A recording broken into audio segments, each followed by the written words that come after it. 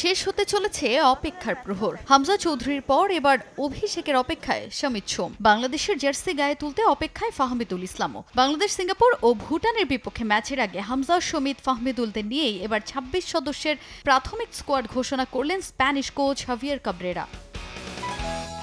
ভারতের বিপক্ষে ম্যাচের আগে প্রাথমিক স্কোয়াডে ফাহমিদুলকে রাখা হলেও শেষ পর্যন্ত তাকে বাদ দেয়ায় ওঠে সিন্ডিকেটের গুঞ্জন। প্রথমবারের মতো লাল সবুজ স্কোয়াডে আছেন সমিত সোম ও মোহামেডানের জাহিদ হাসান শান্ত।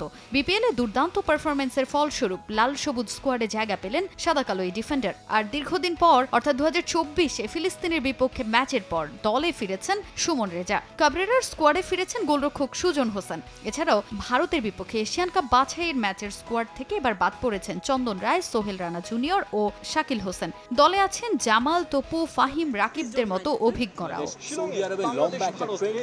ভুটান ও সিঙ্গাপুরের বিপক্ষে ম্যাচের আগে বাংলাদেশের জন্য বড় সুখবর হামজা, সমিতদের অন্তর্ভুক্তি। এই দুজনের সংযুক্তি বাংলাদেশের মিডফিল্ডকে করেছে দক্ষিণ এশিয়ার সেরা, এমন মন্তব্য করেছেন কোচ হাভিয়ের কাবরেরা। সর্বোচ্চ শক্তিশালী স্কোয়াড নিয়ে সিঙ্গাপুরকে হারানো সম্ভব বলে বিশ্বাস এই স্প্যানিয়ার্ডের।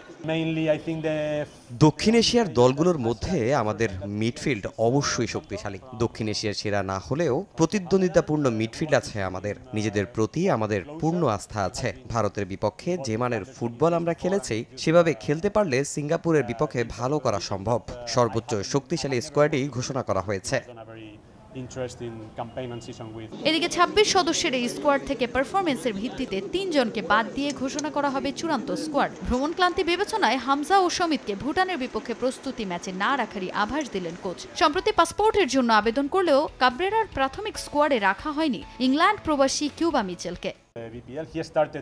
ক্যাম্পে ৮ থেকে ১০টি ট্রেনিং সেশন করব আমরা। ভুটান ম্যাচের পর ৩ জনকে বাদ দিয়ে চূড়ান্ত স্কোয়াড ঘোষণা করা হবে। হামজা দেশে ফেরার পর তার ব্যাপারে আমি সিদ্ধান্ত নিতে পারবো। আর সমিত মানসম্পন্ন মিডফিল্ডার। ৪ তারিখ দেশে আসার পর তার সবকিছুর সঙ্গে মানিয়ে নিতে কিছুটা সময় প্রয়োজন। আর কিউবা মিচেলের ব্যাপারে ন্যাশনাল টিমস কমিটি বলতে পারবে। তার ব্যাপারে তথ্য তারা জানে। অবশ্যই তার সম্ভাবনা রয়েছে।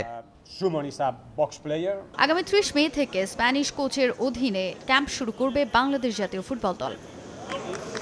তাজিন খন্দকার, সময় সংবাদ, ঢাকা।